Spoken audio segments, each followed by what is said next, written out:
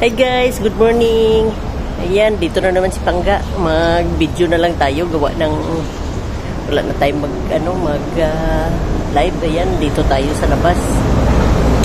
Mag-exercise. Ayan, gano'n yan ang daily routine natin. Kaya salamat sa panood nyo lagi at support sa akin. Ayan, patuloy lang fighting. Yan. Dahil wala na tayong yung time mag-live. Yan, bago tayo papasok sa work, ayan, video muna, ay record na lang tayo ng video habang naglalakad dito sa labas. Yan, dito ako sa highway guys, yan. Ganito ang place ko dito, may pa ako. Bali 20 minutes na na time bago papasok sa work. So yan, kahit short video lang makapag-record ako at maka-hi lang man sa inyo dyan. Dahil dito sa Pangga maka-live ng wala na tayong time. Yan, salamat sa panonood nyo lagi at ng pagsubaybay nyo. Ganito talaga ang buhay ng OFW. Ayan, mga kapwa OFW saan man sulok ng mundo. Good morning, good afternoon, good evening sa inyong lahat. Ayan, ito si Pangga. Mag video lang para maka-upload tayo sa YT natin. Yan, pasensya na kayo guys sa tono ng salita ko kay Hilonggo gani. Muna gining hilongga. Mbot na lang Ginoo ko. Bisan anhon ko ni guys. Wala na gid ni, hindi na mabago ang tono. Magtagalog man ako o English man diyan, hilongga lang gyapon, wala ta magawa. Kay hilongga ta pro. Pero ang mahalaga naintindihan nyo, di ba? Dami ko kotse dito guys, ayan. Mili lang kayo, itim, blue. Gaganda ng sasakyan. Yan, ganoon talaga ang life.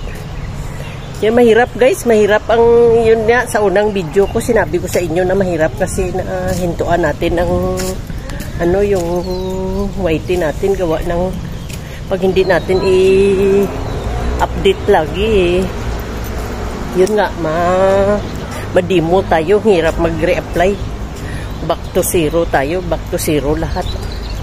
Diba, sayang. So kahit mga lang, short video lang, fighting. Upload lang dyan.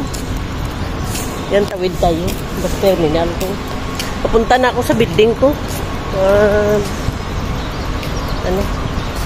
Mas okay na lang to sa akin kahit busy ako sa trabaho, at least stay out ako. Kung stay in kasi mahirap guys mag-live, mag-video, lalo na sa bahay ng amo kung stricto pa. Naku, pag nasilip yung channel mo, ipa-delete pa lahat ang nasagip mo sa bahay nila. Kaya okay na tong kahit paano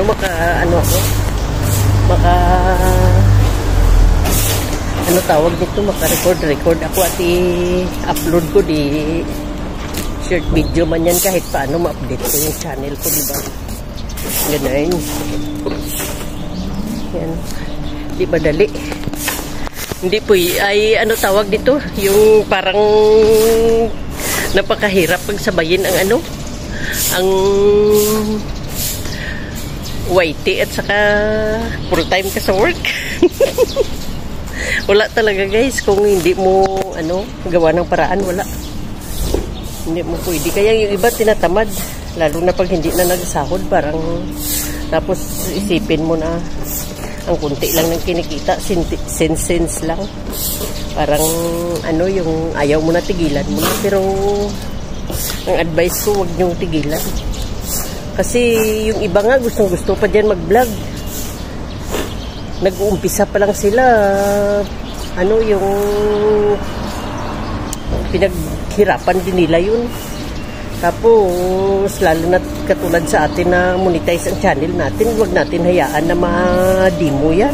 Uy, napakahirap pag nag-apply ka ulit. Yan. Para lang yan sa mga kapwa ko OFW, pero kung sa Pilipinas ka siguro, ewan. Nandito pa naman ako sa ibang bansa, so pag uwi ko sa Pilipinas, isabay ko na lang itong white ko sa ginagawa ko araw-araw. Maiba na naman ang ano natin, content natin yan. All pink ako ngayon, guys. Ganito ang beauty ni Pangga pag nagpasok. Ganun lang tayo kasimple magpasok, di ba? Wala, ang trabaho natin kuskus lang naman, pero malangal na trabaho yan. Dito na tayo tumanda sa pagkukuskus. Kaya proud pa rin tayo na marami na tayong natulungan, at saka kahit na 3 dekada na tayo sa pag-abroad, di ba? Mga kamay natin fighting. Dami nang natulungan yan. Buti tayo hindi pa nag-ugod-ugod. Di ba? Mas okay na itong ganito na tumanda ka dito sa abroad na may sahod ka na tinatanggap, may stable job ka, kaysa doon ka sa Pilipinas na ano tawag nito, yung hayahay nga, wala ka namang tinatanggap araw-araw. Kaya maganda talaga, guys, sa mga kapwa ko OFW, pag umuwi tayo sa Pilipinas, mag-business tayo. At least kahit paano, barya-barya man yan, may kinikita tayo, kaysa yung masayang yung pagtatrabaho natin sa ibang bansa. Wala rin nangyari sa atin, back to zero tayo. Alam po hindi lahat na OFW na kapag ipon nag-success, pero may paraan, fighting lang, laban. Ang mahalaga, ingatan natin ang sarili natin, yun ang ano ko sa inyo, advice. Huwag kayo magtipid sa vitamins, kasi katawan ng punan. Pagka nagkasakit tayo, kahit bata pa tayo, kahit nasabihin mo gusto mo magtrabaho, malaking sahod mo, pag hinayangan mo, hindi na kaya ng katawan, wala na. Kaya be strong talaga. Gayahin nyo si Pangga, exercise. So tingnan nyo, ilang minuto lang ito, nakakiyay-kiyay na ako dyan, diba? Kaya kailangan talaga healthy tayo, kasi katawan lang ang punan, at saka bawal magkasakit dito.